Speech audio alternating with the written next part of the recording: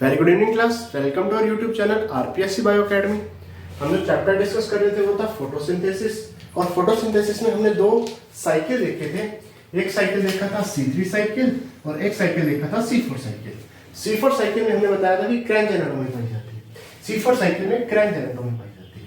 Kranz anatomy की बात करें तो क्रैंच एनाटॉमी में दो तरह की सेल पाई जाती है। क्रैंच एनाटॉमी में दो तरह की सेल पाई जाती है। एक सेल होती है mesophyll cell,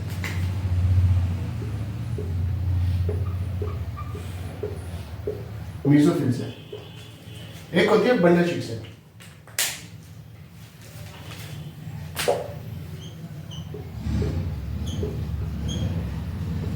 bundle sheath cell एक होती है मेसोफिल सेल, एक होती है बंडल शीट सेल। ठीक है। और ये थे वेस्कुलर बंडल। ये क्या चीज है? Vascular bundle.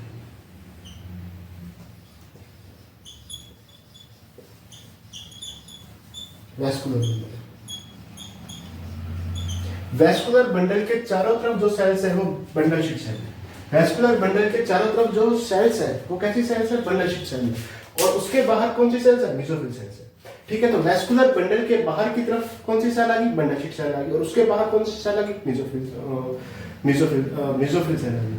ठीक है, ये था। अगर हम दोनों सेल की बात करें तो वेस्कुलर बंडल के बाहर बंडल शीट सेल, और हमने देखा था बंडल शीट सेल के जो क्लोरोप्लास्ट होते थे वो लार्जर होते थे। देख लीजिए, लार्जर क्लोरोप्लास्ट कैसे है? लार्जर। एक क्लोरोप्लास्ट है,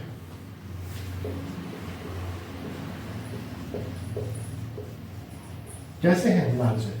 क्लोरोप्लास्ट कैसे है? लार्जर है। और जबकि मेसोफिल सेल के क्लोरोप्लास्ट कैसे हैं? स्मॉलर है। मेसोफिल सेल के क्लोरोप्लास्ट कैसे हैं? स्मॉलर है। बंडल शीट सेल के क्लोरोप्लास्ट कैसे हैं? लार्जर है। मेसोफिल सेल के जो क्लोरोप्लास्ट है वो रैंडमली अरेंज्ड है, कोई फिक्स पैटर्न नहीं। देखो, रैंडमली अरेंज्ड है। जबकि बंडल शीट सेल के जो क्लोरोप्लास्ट है वो सेंट्रीफ्यूगली अरेंज्ड है। कैसे अरेंज्ड है? सेंट्रीफ्यूगली। ठीक है। तो क्रैंच एनाटॉमी का डायग्राम है। क्रैंच एनाटॉमी में हमने डिटेल में डिस्कस किया था कि C4 साइकिल दो सेल्स में चलता है। एक सेल होती है मेसोफिल सेल, दूसरी सेल होती है बंडल शीट सेल।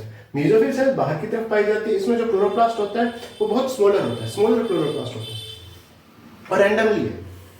जबकि जो बंडल शीट सेल थी उनमें जो क्लोरोप्लास्ट था वो लार्जर था और कैसा है? सेंट्रीफ्यूगली अरेंज्ड है। और ये वेस्कुलर बंडल आ गया। वेस्कुलर बंडल में दो चीजें होती हैं, एक जाइलम होता है अंदर की तरफ, बाहर की तरफ क्या होता है? फ्लोएम होता है। अंदर की तरफ क्या होता है? जाइलम होता है, बाहर की तरफ क्या होता है? फ्लोएम होता है। ठीक है। ये C4 साइकिल का एक क्रैंच एनाटॉमी आ गई। और क्रैंच एनाटॉमी केवल C4 साइकिल में पाई जाती है। क्रैंच एनाटॉमी उन प्लांट्स में पाई जाएगी जिनमें C4 साइकिल चलेगा। जिनमें कौन सा साइकिल चलेगा? C4 साइकिल चलेगा। जिनमें सिर्फ C4 साइकिल चलेगा उन्हीं में क्या पाई जाएगी? क्रैंच एनाटॉमी पाई जाएगी। ये क्रैंच एनाटॉमी का डायग्राम है। ठीक है। और हमने बात की थी कि C4 साइकिल में डाइमॉर्फिक क्लोरोप्लास्ट होता है।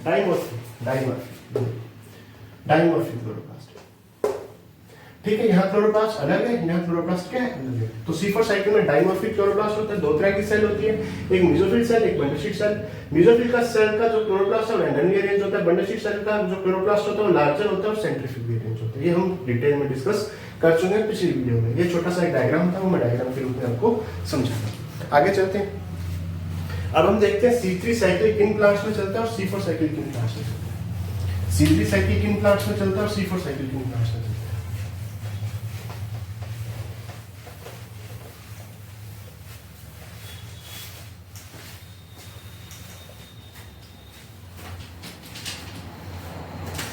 C3 साइकिल,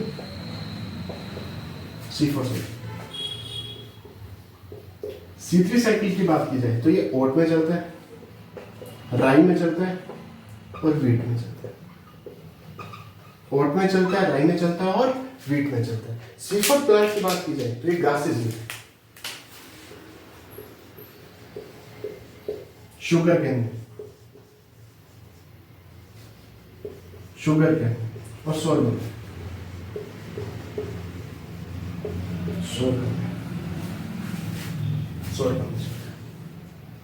अगर C3 साइकिल की बात की जाए तो ये ओट में, राई में या वीट में चलता है। और अगर C4 साइकिल की बात की जाए तो ग्रासेस में चलता है, शुगर केन में चलता है और सोरगम में चलता है। किसमें चलता है? सोरगम में चलता है। ये C3 साइकिल और C4 साइकिल के चलने की जो एग्जांपल्स है वो है। ठीक है। आगे चलते हैं। आगे देखते हैं C3 साइकिल और C4 साइकिल को थोड़ा सा डिटेल में देखते हैं। ये C3 साइकिल है, ये C4 साइकिल है। C3 साइकिल में CO2 एक्सेप्टर है,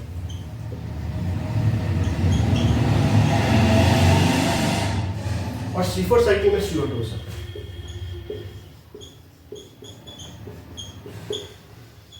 जब C3 साइकिल की बात की जाए तो CO2 एक्सेप्टर से फ्ले की था RuBp।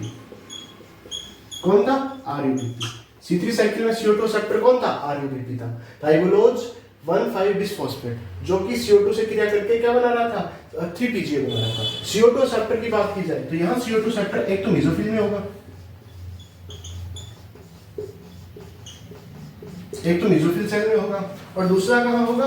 दूसरा बंडल सेल में होगा। दोनों सेल में अलग अलग CO2 एक्सेप्टर होंगे।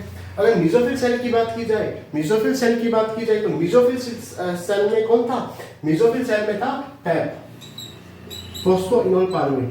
फॉस्फोइनोल पायरुवेट मेसोफिल सेल में CO2 को एक्सेप्ट करके ऑक्सैलो एसिटिक एसिड बना रहा था। जबकि बंडल सेल में C3 साइकिल चलता है, तो यहाँ कौन था? RuBp। तो कई बार ये पूछ लेता है कि CO2 साइकिल में, C4 साइकिल में दूसरा CO2 सेप्टर कौन सा है? तो RuBp है। ठीक है, पहला CO2 सेप्टर कौन सा है? तो PAP, फॉस्फोइनोल पायरुवेट है। ठीक है, तो ये सवाल कई बार सीधा पूछ लेता है कि C4 साइकिल में पहला CO2 सेप्टर कौन है, दूसरा CO2 सेप्टर कौन है, मेसोफिल सेल में CO2 को कौन सेप्टर है, बंडल सेल में CO2 को कौन सेप्टर है। कल हम डिटेल में पढ़ चुके हैं, थोड़ा सा हमें और डिटेल में जाना है। ठीक है, अब आगे चलते हैं।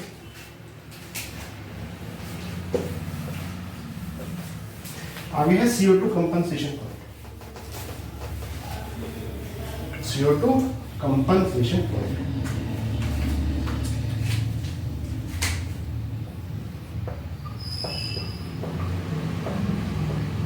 कंपनसेशन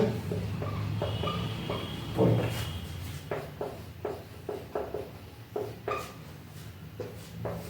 देखिए, प्लांट में दो तरह की रिएक्शन चलती है। एक चलती है फोटोसिंथेसिस, एक चलती है फोटोसिंथेसिस।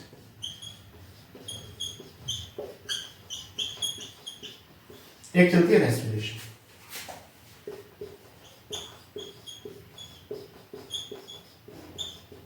एक फोटोसिंथेसिस चलती है, एक रेस्पिरेशन चलती है। फोटोसिंथेसिस में क्या होता है कि CO2 यूज होती है और ग्लूकोज का फॉर्मेशन होता है।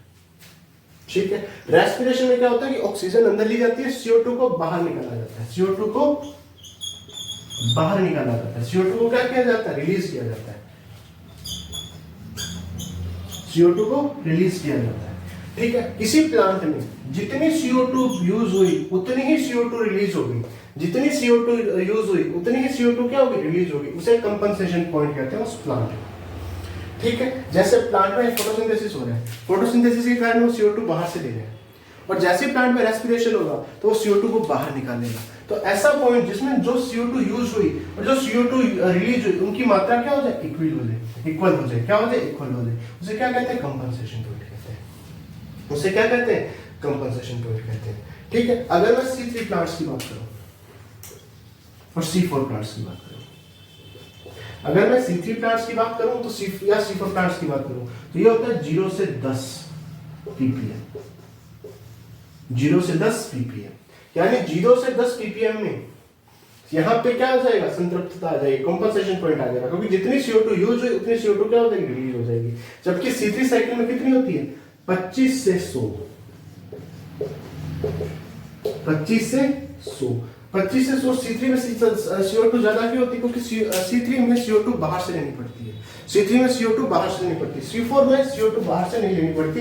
एक रिएक्शन में भी CO2 का फॉर्मेशन होता है। ठीक है, ये है CO2 का कंपनसेशन पॉइंट। फोटोसिंथेसिस में जितनी CO2 यूज हुई, अगर रेस्पिरेशन में उतनी ही CO2 रिलीज होती है, एस्पिरेशन में उतनी ही CO2 रिलीज होती है, ये पॉइंट कहलाएगा CO2 कंपनसेशन पॉइंट। C3 में होता है 25 से 100 ppm के, और C4 में होता है 0 से 10 ppm। 0 से 10 ppm। तो ये था CO2 कंपनसेशन पॉइंट। आगे चलते हैं।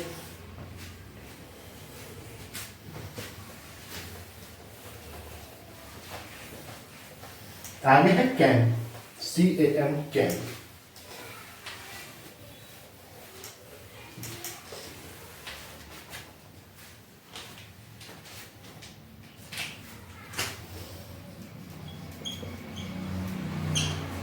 इसे कहते हैं ग्रेसुलेशन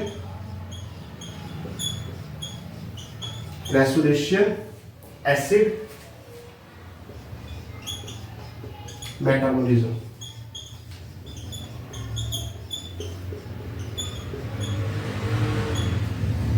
गैसोलेशन acid metabolism, cam. गैसोलेशन acid metabolism, गैसोलेशन acid metabolism, CAM, cam. देखिए जैसे ही लाइट रिएक्शन हुई, लाइट रिएक्शन के बाद डार्क रिएक्शन थी, डार्क रिएक्शन में या तो C3 साइकिल चलेगा या C4 साइकिल चलेगा। जब C3 साइकिल भी ना चले, C4 साइकिल भी ना चले, तो कौन सा साइकिल चलता है? गैसोलेशन एसिड मेटाबॉलिज्म पाथवे या कैम चलता है, या कैम साइकिल चलता है। कैम साइकिल की बात की जाए तो ये चलता है ज़ीरोफाइट्स में। कहां चलता है? ज़ीरोफाइट्स में चलता है। कहां चलता है? ज़ीरोफाइट्स में चलता है। ऐसे प्लांट्स जो मरुस्थल में पाए जाते हैं, मरुद्भिद होते हैं, मरुस्थल में पाए जाते हैं, वहां क्या चलता है? CAM यानी ग्रेसुलेशन एसिड मेटाबॉलिज्म चलता है। ग्रेसुलेशन एसिड मेटाबॉलिज्म चलता है, कैम चलता है। ठीक है, जैसे अगेव हो गया, अगेव हो गया, ब्रायोफाइलम हो गया, ब्रायोफाइलम हो गया, अगेव हो गया, ब्रायोफाइलम हो गया। इसके अलावा हम देख सकते हैं कि ओपेंशिया हो गया, ओपेंशिया हो गया, अगेव हो गया, ब्रायोफाइलम हो गया, ओपेंशिया हो गया। जो ज़ीरोफाइट्स प्लांट्स हैं उनमें क्या चलता है? कैम चलता है, यानी ग्रेसुलेशन एसिड मेटाबॉलिज्म पाथवे चलता है। ठीक है, वहां C3 नहीं चलता, C4 नहीं चलता, क्या चलता है? कैम चलता है। वहां क्या चलता है? कैम चलता है। अब हम कैम को देखते हैं डिटेल में, कैम को डिटेल में देखते हैं।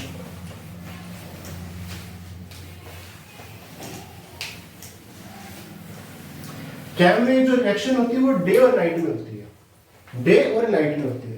तो पहले हम नाइट रिएक्शन देखेंगे, फिर हम डे रिएक्शन देखेंगे। पहले हम नाइट रिएक्शन देखेंगे, फिर हम डे रिएक्शन देखेंगे।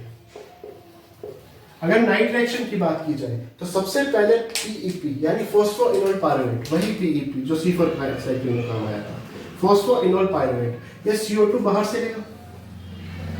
बाहर से क्या लेगा? CO2 लेगा। ये बाहर से क्या लेगा? CO2 लेगा, CO2 लेगा। और फिर क्या बनाएगा? ऑक्सैलो एसिटिक एसिड, वही C4 साइकिल, बिल्कुल C4 साइकिल जैसे चलेगा ये साइकिल। फॉस्फोइनोल पायरुवेट CO2 बाहर से लेकर क्या बनाएगा? Oxalo acetic acid. ये 4 कार्बन का है, 4 कार्बन का है। ठीक है, क्या बनेगा? Oxalo acetic acid. Oxalo acetic acid क्या क्या बनाएगा? मैलिक एसिड बनाएगा, मैलिक एसिड बनाएगा, मैलिक एसिड बनाएगा, मैलिक एसिड बनाएगा। क्या बनाएगा? मैलिक एसिड बनाएगा। क्या बनाएगा? मैलिक एसिड बनाएगा। ठीक है, और जब मैलिक एसिड बनेगा तो यहाँ पे क्या होगी? खर्च होगी, एनर्जी खर्च होगी। क्या खर्च होगी? एनर्जी खर्च होगी। क्या बनेगा? NADPH किसमें बदलेगा? NADP में। NADPH किसमें बदलेगा? NADP में। एनर्जी क्या होगी? खर्च होगी। एनर्जी क्या होगी? खर्च होगी। जो मैलिक एसिड बना ये वैक्यूल में स्टोर हो जाएगा। वैक्यूल में क्या हो जाएगा? स्टोर हो जाएगा। ये मैलिक एसिड वैक्यूल में स्टोर हो जाएगा। ये मैलिक एसिड कहाँ जाएगा? वैक्यूल में क्या हो जाएगा? स्टोर हो जाएगा। ये वैक्यूल है, वैक्यूल में मैलिक एसिड क्या हो जाएगा? स्टोर हो जाएगा।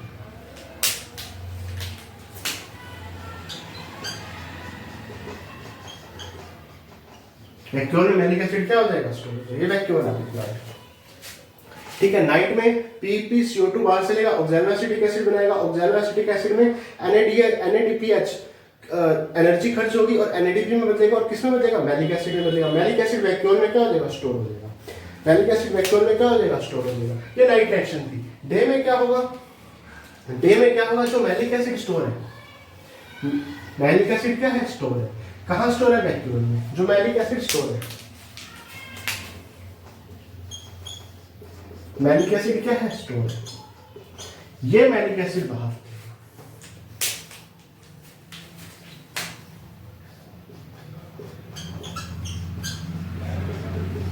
मैलिक एसिड क्या आएगा? बाहर आएगा। मैलिक एसिड बाहर आएगा। ये मैलिक एसिड किसमें बनेगा? पायरुवेट में, पायरुविक एसिड में, पायरुविक एसिड में बदलेगा, पायरुविक एसिड में बदलेगा। जब ये पायरुविक एसिड में बदलेगा तो यहां से एक तो CO2 बाहर निकलेगी, क्या बाहर निकलेगी, CO2 बाहर निकलेगी। यहाँ पे NADPH का फॉर्मेशन होगा, एनर्जी का फॉर्मेशन होगा। NADP किस में बदलेगा, NADPH में बदलेगा।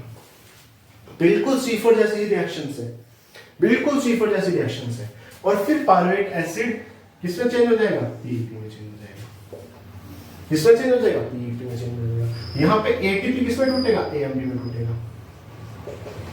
AMP प्लस इनऑर्गेनिक फॉस्फेट में को क्या टूटेगा, ATP टूटेगा। एनर्जी यहाँ फिर से खर्च होगी। ये साइकिल कौन सा है, ये CAM साइकिल है। ये कौन सा साइकिल है, ये CAM साइकिल है।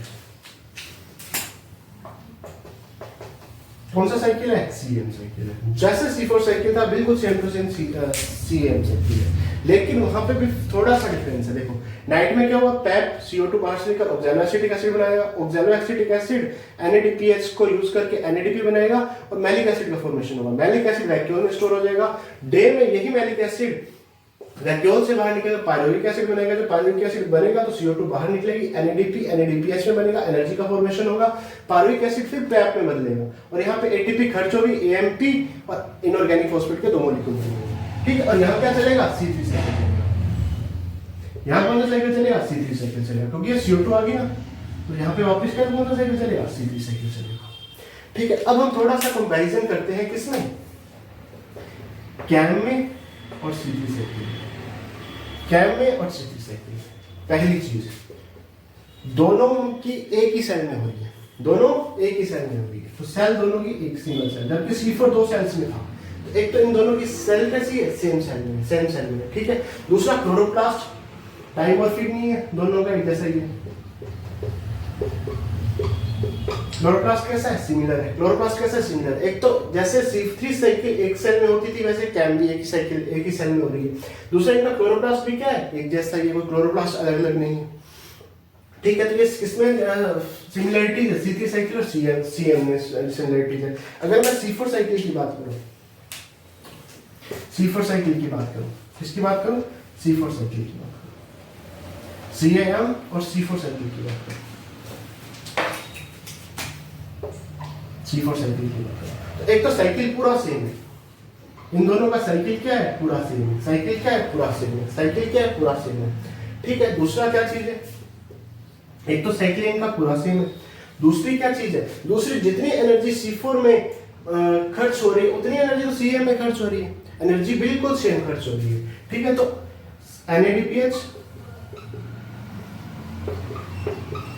NADPH और जो ATP है, उन दोनों का जो खर्च होना है ग्लूकोज का मॉलिक्यूल बनाने के लिए, वो सेम ही है।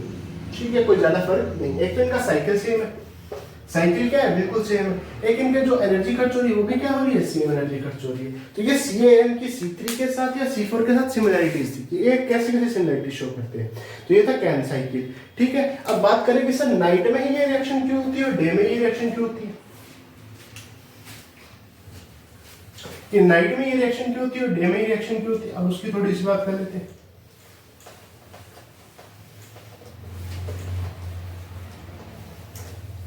देखिए, हमने पढ़ा था कि जो जियोफाइट्स प्लांट्स हैं, जैसे अगेव हो गया या ओपनशिया हो गया, ये जो प्लांट्स हैं इनमें नाइट में स्टोमेटा ओपन होते हैं। जैसे नाइट में स्टोमेटा ओपन होंगे तो CO2 बाहर से आएगी।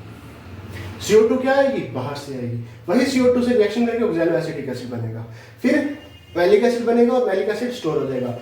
डे के समय ये क्या हो जाएंगे, क्लोज हो जाएंगे।